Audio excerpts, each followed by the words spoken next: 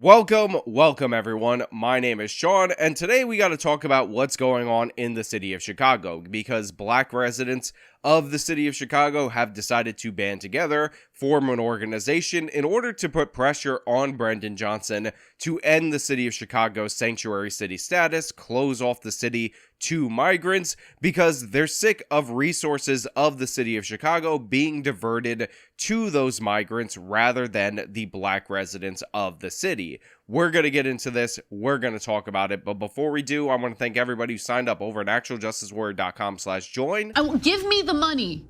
Give me the money.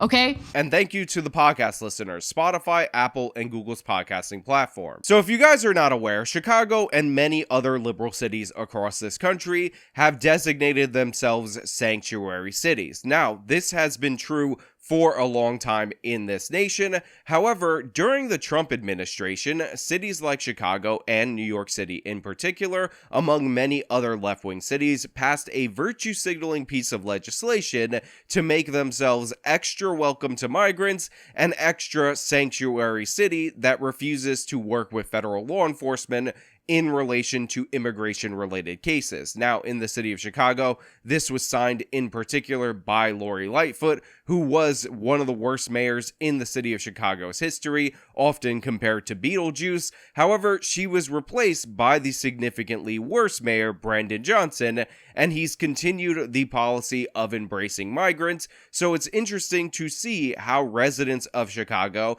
have been fighting back against every single representative that's in favor of it on every level, because they've had enough of their resources being diverted in order to assist these migrants. And to give you an idea of how ridiculous it is, if you come to Chicago as an illegal immigrant, as somebody who is potentially defrauding our asylum system, then you are guaranteed some level of housing by the city of Chicago, some food, some shelter, some other things in order to take care of you, because we gotta protect our sacred immigrants, even if they're coming here illegally, and even if they're clearly and obviously abusing our immigration system because they're claiming asylum, yet they're coming through 6 different countries that they could have obviously claimed asylum in, because in reality they're economic migrants. However, if you're in the city of Chicago and you're actually homeless, you're dealing with drug addiction, then you're essentially on your own. Now, granted, they have these ridiculous departments of homeless services and all of that, but you're not getting the same tender loving care that these illegal immigrants are getting, and people in Chicago seem to be fed up with this. We've seen several buses drop off migrants here near this Greyhound bus station in the South Loop. Former Mayor Lori Lightfoot made it clear this city would be a safe haven for migrants. But some Southside residents are hoping Mayor Brandon Johnson will close that door. Now, as you can see, the local news reporter is talking about how the buses are arriving in the South Side of Chicago, and Lori Lightfoot, in reference to the legislation that I just talked about, made it clear that this was a safe place for migrants. However, I just want to point out that places like the South Side of Chicago are more dangerous than many places in Latin America, so maybe that's not exactly where you would want to go if you were a migrant, but the thing is, these places have a bunch of incentives and or magnets that draw in immigrants to the city of Chicago in particular. But residents have had enough with it. Residents are tired of it, so let's hear from some of these residents about the South Side of Chicago and how they don't want these migrants there. We are taxpayers, we're property owners. Our money should go towards fixing our communities, not supporting people who have not put a dime into our communities. Now look, I don't know Jessica Jackson. I've never seen her before, never heard of her organization, but what she's saying makes perfect sense.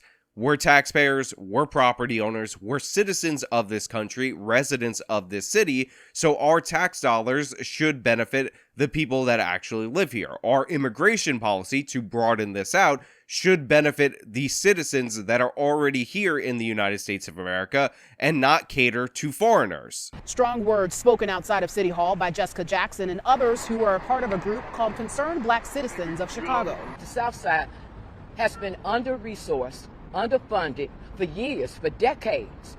And it's disrespectful to the community. Now, this is the part where I wholly disagree with Jessica Jackson, because she's talking about the under-resourced nature or the underfunding of the South Side of Chicago, but let us be clear about what is actually going on in the South Side of Chicago. Crime is out of control.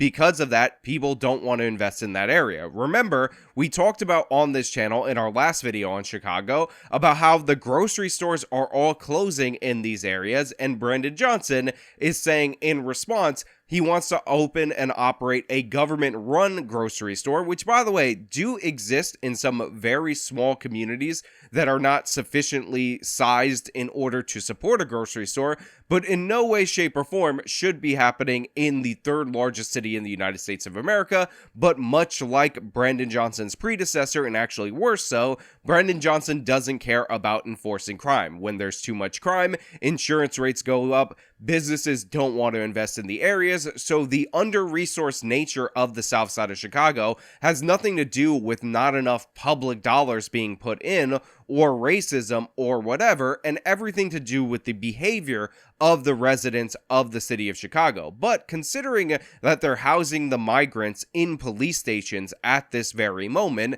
this is a situation where the migrants are actually making the crime problem worse, even if they're committing crimes at a much lower rate than residents of the south side of Chicago, because they're just slowing down and gumming up the system in terms of the police, because now the police have to function more as migrant housing and caretakers rather than going after the crime in the south side of Chicago. So it is making the problems worse, but I do want to make it 100% clear, when these people are talking about under-resource or under-investment, they're saying that more government spending will solve the problems. Well, guess what? We've seen time and time again that that is not the case. That's not the problem in the south side of Chicago. Crime is the problem. However, that is being exacerbated by the migrant crisis, and diverting money from the police and other government services in order to deal with these migrants gets us no closer to a solution on crime in Chicago.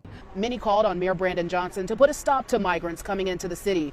Lamartin Edwards specifically talking about a recent meeting about proposed migrants housing in Roseland near Halstead and 115th. Now, I will give credit to these black residents, even though I think they're totally wrong about the under-resourced nature of the south side of Chicago. They are calling for Brandon Johnson, and remember, this is his voting base. Black residents in Chicago, the people in the most crime-afflicted areas, voted for Brandon Johnson the most. That's why he's the mayor. This is the opposite of New York City, where the people who are most impacted by crime voted for the toughest on crime candidate. In Chicago, they voted for the softest on crime candidate, and they're angry about the sanctuary city policies, and they're seeking some kind of a reversal from Brandon Johnson, and they don't want more resources diverted from their community in order to pay for these migrants. So in this particular instance, these people did in fact vote for this, not just on a national level, but on a local level. However, they're trying to apply some pressure on Brandon Johnson in order to produce change,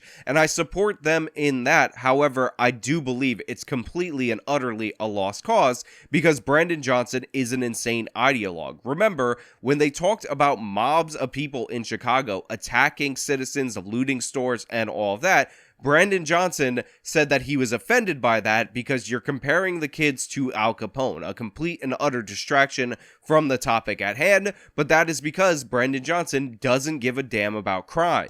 We just want to know what he's going to do about that. We don't want those migrants in that area at all. Again, you have a guy who sounds reasonable, he sounds sensible. I might disagree with him on a whole host of other policy issues, but on this, I understand and I'm sympathetic. However, I'd like to divert away from the person speaking to this guy behind him who's wearing a bike helmet and just overall looks pretty lame. I'm not saying that you need to have absolute chads as your white representation, but considering we've been told often that representation matters, the fact that this guy is standing in the background and he's the only white guy in there should make all of you full whites uncomfortable. I'm half Hispanic, so I don't fall into this category. I don't get bogged down in this, but honestly, look at what they're doing to you right there in the city of Chicago. I'm just saying. We asked Mayor Brandon Johnson, will Chicago continue to be a safe haven? Yes. Look, during difficult times, sometimes there are individuals who feel the pressure, and sometimes our values are called into question. So to me, it is very interesting how much the representatives do reflect the voting patterns when we're talking about the issue of migration. Brandon Johnson ran as the most progressive candidate. He ran on abolishing the police. He ran on destroying civilized society in order to fight back against evil white racism. And of course, any kind of immigration restrictions, according to the progressives, is in fact evil white racism. So even with Chicago residents having enough, even with the city's resources being completely stressed, even with the giant budget deficit that they're operating with, when asked if he's going to continue on this path, he said, yes, definitely 100%. I'm 100% on board and committed to this policy. You compare and contrast that to Eric Adams and even Governor Kathy Hochul in New York, who are talking about how this is an absolute disaster and we need some kind of restrictions over at the border to prevent people from coming to New York City. And you could see the difference not only in who's backing the politicians, but in the fact that people get what they vote for largely to a certain extent. And in Chicago, that is proving 100% true. His response comes as more migrants are dropped off in the South Loop. More than 1,700 migrants are sleeping on the floors at several police stations. Now, like I just said, they have 1,700 migrants sleeping on the floors of the police stations. Chicago is in desperate need of a greater police deployment in order to deal with criminality. So this is just a distraction, an obstruction, something that is going to delay the actual deployment of law enforcement. Not that Brandon Johnson wants to do that anyway, but even in instances where they would be deployed, it just creates a bunch of problems for them. And this is a complete and utter disaster that was honestly asked for by these liberal cities. And I have to give credit to Cenk Uygur of all people for pointing out that Greg Abbott and other border governors are right to send the migrants to places like this. So look, I said this on day one. I'm gonna repeat it even with greater fervor today. I think that what Texas did makes sense. And so I know that a lot of people on the left don't want to hear that, but think about it, guys. So they had this immigration problem all along, and it wasn't spread out to many different states. It was just in Texas, and of course the other border states. And the federal government kept saying, I don't care. Okay. Now, to be fair to the federal government, it doesn't just quite say that. It has a lot of different programs in place. The idea that there's open borders is nonsense. No, there's a border and they enforce it. They return people all the time, etc. But tons of people come in, and the border states said, why? Why do we have to shoulder all of this by ourselves? And started shipping it to other places that were more left wing and said they were more open to immigrants. So you're open to immigrants, here you go, here's immigrants. And now all of a sudden New York realizes, okay, well, being open to immigrants has consequences, right? Credit where credit is due. Cenk is right about that. He's sensible about that. Now, during the course of that video, he also said that because these cases, asylum cases, take 3 to 4 years, that we have to fast track the work permits, because Cenk is under the belief that the work permits take 3 to 4 years in order for them to be actually applicable. Now, I didn't know this until recently. Asylum seeking, of course, takes a little while. Everybody knows that.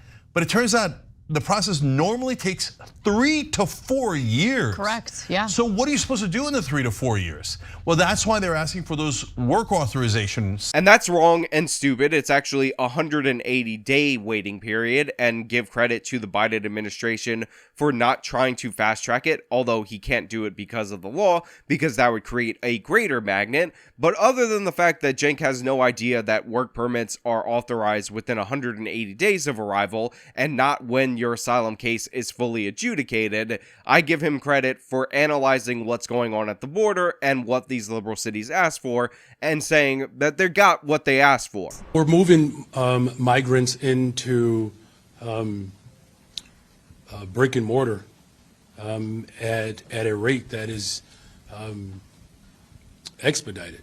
Why does Brandon Johnson talk so slow? Why does he always look confused, befuddled, and sound completely ridiculous? Again, this is a guy who used to work in the public schools. He used to have some role in education, and he's completely dumbfounded every time I hear him speak, slow talking his way through press conferences, and it's embarrassing. But even more embarrassing is what the local news reported that Brandon Johnson said after the fact.